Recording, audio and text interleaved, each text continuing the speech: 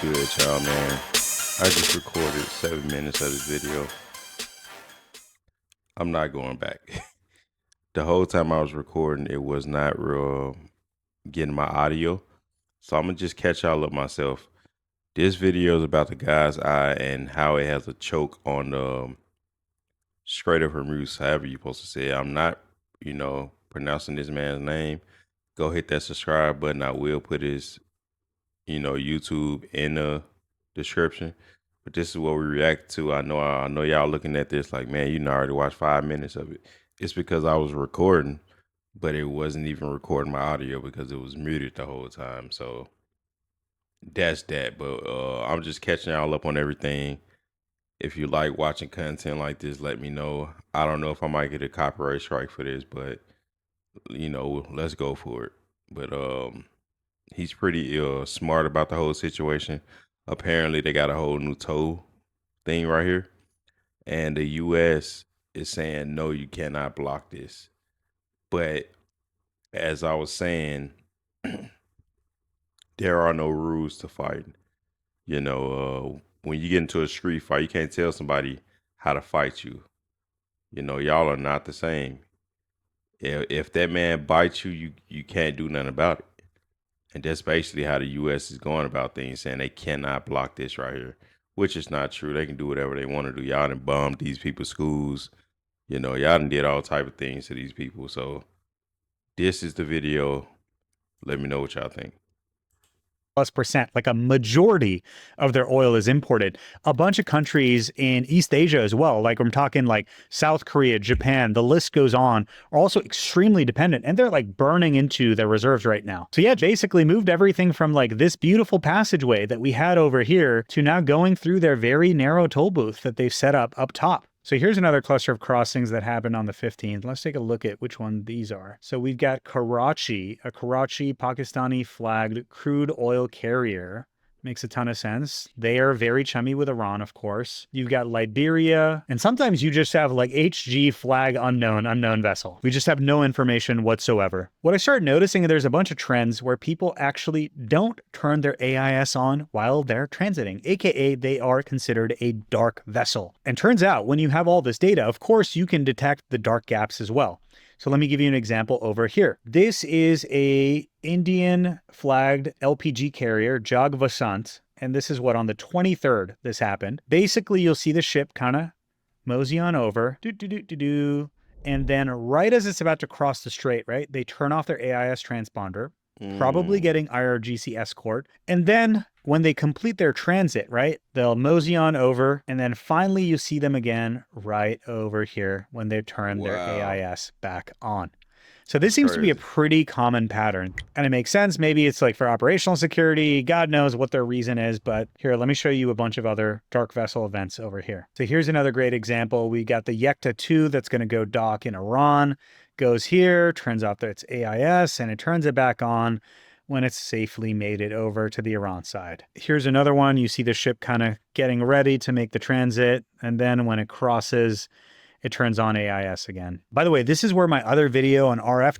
I'm over here trying to help y'all find the whole time. I'm off. My cursor way at the top. Y'all try to stay with this guy, man. He be moving kind of quick, but this video just shows y'all that everything is being watched. Ain't nobody just going over there to collect. Everything is being accounted for. You got the prices of crude oil, I think it's here. And then the United States is here. Like currently here in like the gas prices that we've been paying at the pumps is here. But this here is the gallons of oil, the price. I did see this go up to about like 100, if I'm not mistaken. And then all of a sudden they started tapping into their reserves, and it kind of dropped the price a little bit. Tracking and synthetic aperture radar data is super important, because if you don't have AIS data, there are other ways that you can geolocate and track these ships. So if you haven't seen that video, you can check it out over here. So look, if you've got just a handful of vessels going through, obviously the countries that need to get oil out of this Gulf region need to find a way around it. And that's when pipelines come in. So the first one I want to talk about is this east to west crude oil pipeline, essentially taking oil from over here to this very important port called Yanbu. And Yanbu is, of course, owned by Saudi Aramco. And so for the most part, these prices haven't gone up as much as they would have if not for this pipeline. Because essentially you get the oil over here and then you can suddenly basically, put it on vessels again and find your way around the Strait of Hormuz. There's also another pipeline over here that the UAE made that's called the Bab Habshan Fujairah oil pipeline. Gosh, I probably butchered that. But essentially, they made this exactly with this in mind, that if someday Iran holds this freaking strait hostage, they can essentially cut around it. But if we take a look at where are some of the strikes that have been happening, turns out some of those strikes have been happening right on yonder. And Iran wants the UAE to know, homie, I got my eye on you. So if I zoom out and show you the real fast pipeline view, thank God these pipelines are in effect over here. And look, if things escalate further, and even if you can get all the oil to Yanbu, if Iran mobilizes the Houthis, who they have an alliance with, and they start targeting ships on this side, oh my God, we are absolutely freaking screwed. And look, there's a bunch of critical infrastructure in and around this area. Like if I show you the desalination plants, this is basically where a bunch of these Gulf countries, the way they actually get their water is by essentially desalinating ocean water. Those are areas that are getting targeted and could be even more targeted by Iran in the future. And we've got a bunch of other critical infrastructure that's basic. See, this is why when I first saw this war happening, I stocked up on a lot of water. Of course, we done probably ran through that water by now, but if you really want to take this serious, you're gonna need about 20 cases of water. You know what I'm saying? Because I remember this happening to Detroit, where it was so corrupt that they did something to the tap water, the underground. It was that they never even changed it. They had piping from 20, 30 years ago that was just completely nasty, and people was drinking that water. So you just never know what they might be doing to the water, especially for the countries they don't like or they don't have an alliance with. So pay attention to the price right here. You see what I mean? It's getting out of hand, man. You're gonna see this fluctuate a lot too. These two, you're gonna see it fluctuate a lot. Just pay attention to that. At risk in this whole region. So, look, things can escalate quickly. And if you see what's happening in terms of the actual kinetic warfare between Israel, the US, and Iran, and vice versa, Iran hitting all of the US allies in the Middle East region, things can escalate far more quickly than you could possibly imagine. And if I switch over to the photorealistic mode in God's Eye View, I can show you all the tankers that were impacted by projectiles, unmanned boats, all sorts of reports of actual kinetic attacks on these ships. So MT Skylight is one that got hit really hard. You could see the smoke pluming. Around the 2nd of March, we see another hit. This first US flagged vessel that's attacked, hit by 2 missiles while docked in Bahrain. This is where things rapidly start escalating. And as March goes on, you start seeing the hits racking up. Bunch of vessels getting hit. And this is serious damage. Look at this stuff. Musafa, the Namib, and some of these were really serious. Closer to the 11th over here. From the looks of it, it's really not that crazy looking. This kind of don't. This video looks crazy, but from the way I've been looking at social media, that made it seem like everything was on fire and everything was blowing up. But if you really look at it, man, it can get worse, honestly. I just don't think it escalated to the point where everything is red. I got to see a little bit more, man. Watch what happens. Holy crap. So even if we move away from the Strait of Hormuz and go by Kuwait over here, as the US-Israel strikes on Iran continue, Iran doesn't take this lightly and is retaliating. Watch what happens over here. We see some serious explosions, including people dying, 3 crew missing, 1 killed in this Vishnu blaze. Zephyrus completely on fire. You know what? I'll take back that statement I made. Sheesh, man. Yeah, that look crazy, bro. I don't even know what you can do about that, especially if you're just doing your job. You trying to just go do your job, man, and you got missiles and all type of stuff coming towards you, man. Man, that's crazy. This is absolutely nuts. So if we go back to March 1st, the start of the month, you can start seeing a bunch of the attacks that Israel and the US conduct on Iran and vice versa. The initial goal of these attacks was basically to take down the nuclear and then command and control capacity of Iran. If we jump to the next cluster of attacks around the 7th of March, you can see what happens. Space Center Complex, airport compound, Israel and the US hit a bunch of military facilities. And this round of attacks is also when we saw some of these major oil refineries that were hit. Also in this cluster of attacks by Israel on Iran, we can see the oil depot that was hit and the refinery. And my God, this was like absolutely dramatic. Like this is chilling footage. So of course, Iran isn't going to take all of this laying down. So they hit back at Bahrain. You'll see them getting hit over here. The Citra refinery complex. I mean, this halted operations, right? Like this is absolutely nuts. Now you probably heard about Karg Island, which would be one of the places off the shore. Yo, why was that light blinking like that? I just noticed that like on that video. I don't know, man. Hold on, let me go back and look at that. That looked kind of weird, yo. Now you probably heard about Karg Island, which you'll see them getting hit over here. The Citra Like right refinery here, why that complex. light I blinking mean, like this that? halted operations, right? Like this is absolutely nuts. Now you probably heard about Karg Island, which would be one of the places off the shore of Iran that Marines may actually go try and seize. Well, on March 13th, there were a bunch of attacks on Karg Island, like 90 military targets struck by the US. And this really does look like a battlefield map. I mean, look at this thing. And as I mentioned earlier, again, like critical infrastructure, that's where the pipeline connects. Like Iran's just letting the UAE know, hey, we can send something over that'll disrupt your go around us move. On the 19th, we've got another attack right here in Iran by Israel. My goodness, this is another processing facility that was hit. Man, how long y'all think this war gonna last, man? I thought that uh they was pretty much done with the war, but this was uploaded. Okay, this was uploaded 10 days ago. Let's try to see if we can find an update because I'm pretty sure this war should be over, right? Let's see. Let's see if it's over, bro. Nope, it's not over. See, that's why I don't believe the news. You know, like they just told me that they worked out. They was negotiating. Now all of a sudden we still at war with these guys.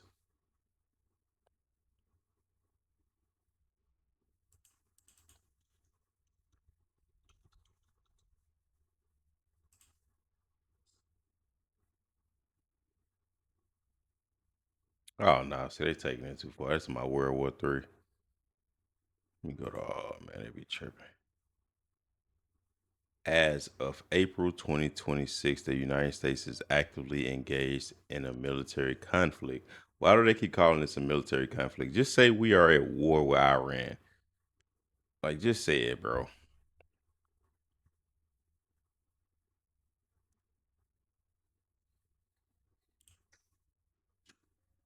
But yeah, man. Obviously, this is not gonna stop. Um, I think we just following Israel's lead. I guess. I don't know. But World War III, I don't think y'all even know what y'all talking about. World War III would have nothing to do with Iran. World War III would have to be like Russia or China.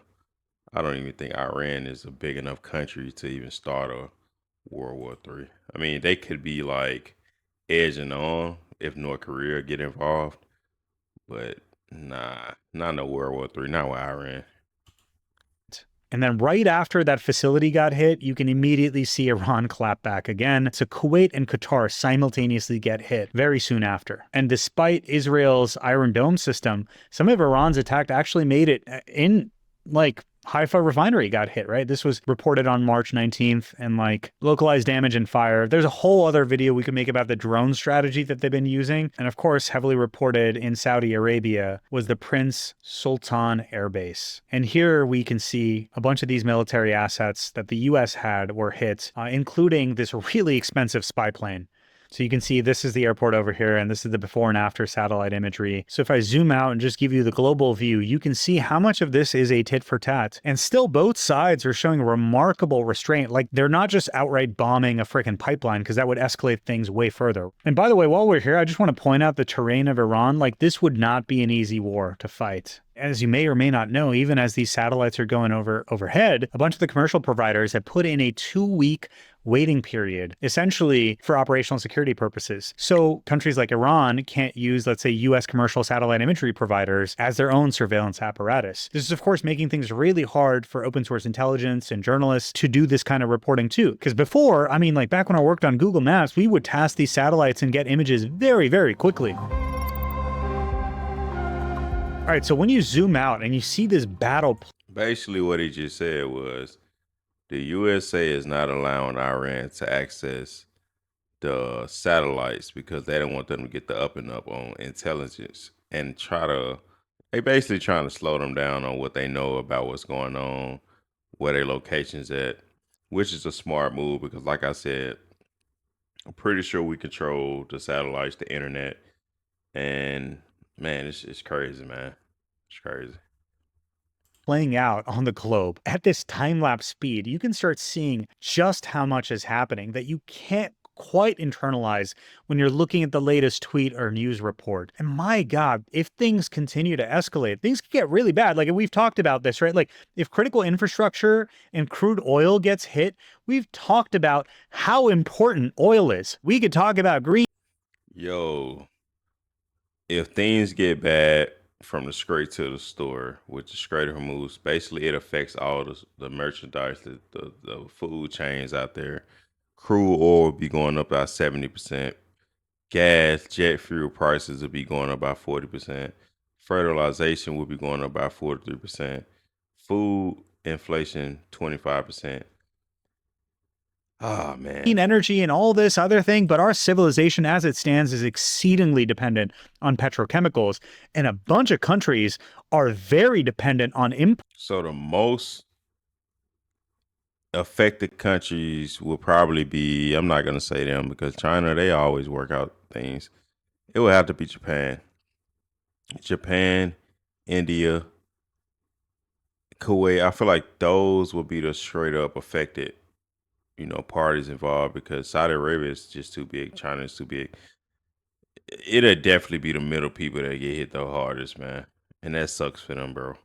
And we're down here, but I still feel like we can get affected pretty hard, especially if you live in Arizona. We're not that close to the water like that. And the water that we are close to is really not a lot. It's a lake. We're not California. We're not right beside the ocean.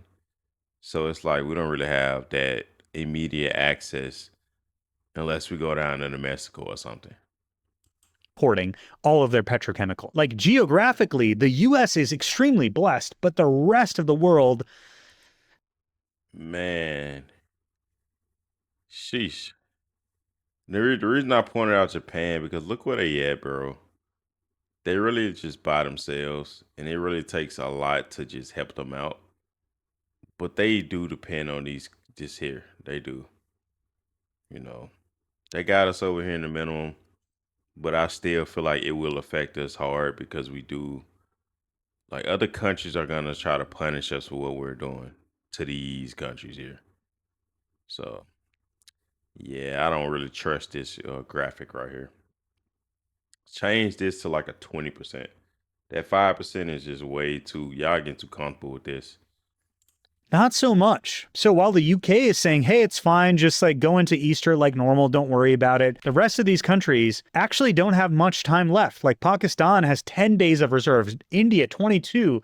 I mean, the United States is chilling with like a year plus. I mean, it can start getting bad very quickly. And the ripple effect is palpable. Like the Philippines basically ordered a 4-day work week to cut fuel consumption. Egypt is closing shops by 9 p.m. How crazy is that? Bangladesh closed all their universities indefinitely. Like, think about that. You should close the universities so students don't have to commute back and forth. Oh my God. And in the African subcontinent, you got fuel rationing going on. I mean, like, y'all, like this can get very bad very quick. And what I notice is a lot of these countries that are affected, I feel like they studied all the countries that could be affected and they just didn't care. They wanted to go ahead and get this conflict out the way.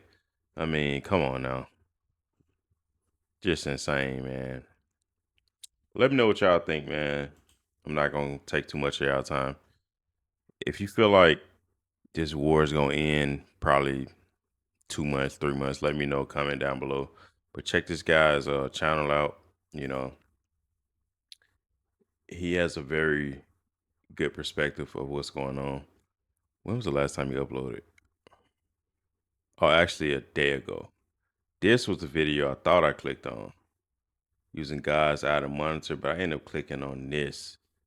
So, either way it go, that was a good video. Maybe I can react to this one later. I do not want to react to this one, but this one, for sure, I definitely want to react to that one next. But let me know what y'all think. Leave a comment down below.